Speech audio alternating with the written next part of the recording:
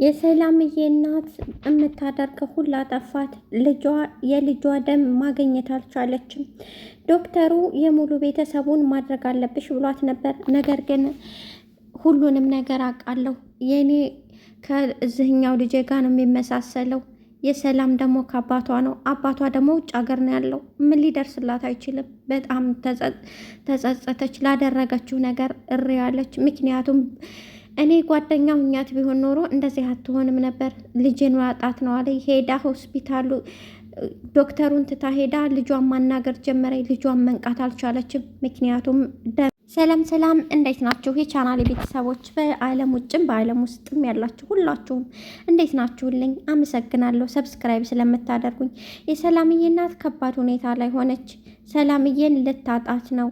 ሰላምዬ ደሟ ከባድ ከመሆኑ የተነሳ እዚህ ሀገር እንደማይገኝ ዶክተሩ ነገራት። ነገር ግን ሁላችሁም ከቤተሰብ አባል የሆነ ደም ሊሰጥ ስለሚችል ደማችሁን ስጡኛለ።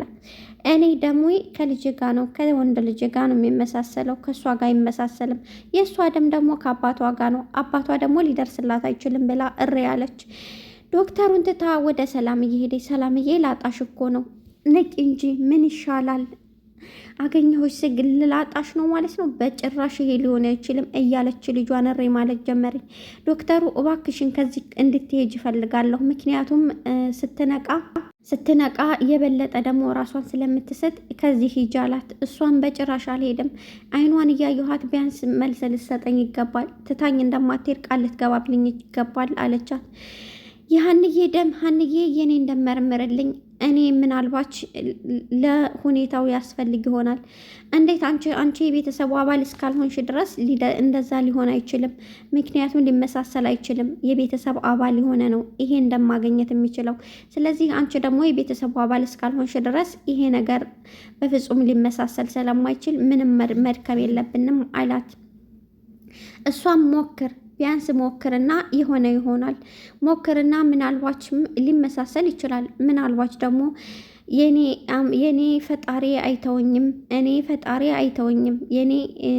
የኔ ፈጣሪ አይተወኝም እየደጋገመች የኔ ሊሆን ይችላል። ምክንያቱም ፈጣሪ እኔን አይተወኝም፣ እዚህ የገባሁበት ማቅ ውስጥ ያወጣኛል አለችው። የኔ መድኃኔዓለም አይተወኝም እየደጋገመች አለች። እሺ ብሎ ደሟን እንድወስድ እወስዳለሁኝ ይሻላት። የሰላምዬ እናት መጣች። አገኘህልኝ ወይ?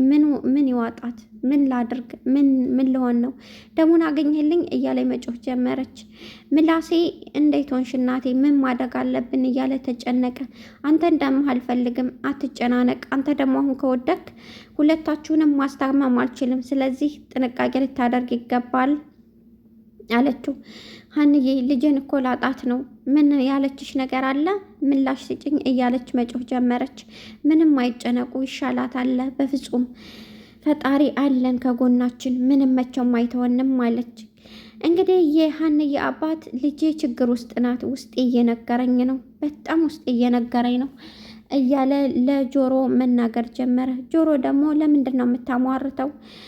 አንተ ደግሞ እንደ ማሟረት ነው ስራህ። ለምንድን ነው የምታሟርተው? ሀና እኮ ብልጥና ጥንቁቅ ሴት ናት፣ የማይሆን ቦታዎች ላይ አትቀመጥም አለው። ታስታውሳችሁ ከዚህ በፊት ስለ 100,000 ብሩ ሀንዬ ነግራ ስለነበረ በዛም ጉዳይ ተጨንቋል ማለት ነው። የሀንዬ አባት 100,000 ብር እንዴት ነው? ምን አይነት ስራ ብትሰራ ነው? የማይሆን መንገድ ላይ ገብታ እንዳይሆን። እንዴትስ ልጄ እንደዛ ሊሆን ይችላል? ውጭ አድራ የማታውቀውን ደግሞ ውጭ እያደረች ነው። እንዴት ነው ውጭ የምታድረው? ከማን ጋ ነው? እንዴት ነው ብሎ በጣም ተጨነቁ። ከአንድ አባት የሚጠበቅ ነው። እንግዲህ አሲር ወይም ምላሴ ግን ሀንዬ ብልጥ ሴት ናት፣ እንደዚህ አይነት ጉዳቂ ስራዎች ውስጥ አትገባም። ስለዚህ መጨነቅ የለባቸውም። አሁን አለችበት ስራ ቦታ ትወስደኛለህ ወይም ትደውልላታለህ ብለው መጮህ ጀመሩ። እደውልላታለሁ አለ። ለሀንዬ ተደወለላት። ሀንዬ ደግሞ የደሙ ነገር ስላሳሰባት ስልክ ማንሳት አልቻለችም። ስልኳን ዘግተው ስለነበረ ማለት ነው። በጣም ተጨነቁ። የሀንዬ አባት ተጨነቁ። ልባቸው ጸጥ ሊል ልጄ የሆነ ነገር ሆናለች፣ እባክህን ወደ ቤተ ክርስቲያን ውሰደኝና ቤተ ክርስቲያን መጸለይ አለብኝ፣ ለልጅ ዱዓ ማድረግ አለብኝ አሉ። እሺ ቀስ እያሉ ወስደውታለሁ፣ ምንም ችግር የለም አለ አሲር። እንግዲህ ሰላምዬ ከደም ካልሰጣት መንቃት እንደማትችልና ከዚህ በኋላ ህይወቷ አደጋ ላይ እንደሆነ ለሀንዬ ለምላሴ እናት ነግሯቸዋል ማለት ነው ዶክተሩ። የሚገኘው ደም ደግሞ ከመቶው ቢያንስ 2% እንኳ ሰው ላይ የለም ከቤተሰብ ካልሆነ በቀር ብሏቸው ነበር። ደሙንም አፈላለገ ዶክተር ሊያገኝ አልቻለም። ምንም ማግኘት አልቻለም። ተሯሯጠ። ዶክተሩ በጣም ተጨነቀ። ወደ ሀና መጣና ደሙን ማግኘት አልችልም ማለት እኔም መርምረኝ እባክህን እኔም መርምረኝና ልንድረስላት ብለው ነበረ። እንደምታውቁት ሀንዬ ምርመራውን አድርጋ ደሙን አንድ አይነት ሆኖ ለሷ ሰጠቻት ማለት ነው። ነገር ግን ዶክተሩ እኔ ያልገባኝ ነገር እንዴት ነው ያንቺና የእሷ ደም የተመሳሰለው እንዴት ሊሆን ይችላል እያለ ራሱ ጋር ማብሰልሰል ጀመረ። እሷንም ጠየቃት። እህትሽ ናት እንዳላት፣ አረ በፍጹም እኔ እኮ የቤታቸው ሰራተኛ ነኝ፣ እንዴት እህቴ ልትሆን ትችላለች? ይሄ እኮ በጣም ከባድ ነው። ምክንያቱም የሰላምዬ ደም በጣም ተፈልጎ የማይገኝ ከመቶ ቢያንስ 2% 1% ያለ ነው። ያም ደግሞ ከቤተሰብ አባል እንጂ ከውጭ ሰው ሊመጣ አይችልም። በፍጹም ከውጭ ሰው ልናገኝ አንችልም። እንዴት ያንቺ ደምና የሀና ደም ታዲያ ተመሳሰለ? ይሄ ነው ግራ ይገባኝ።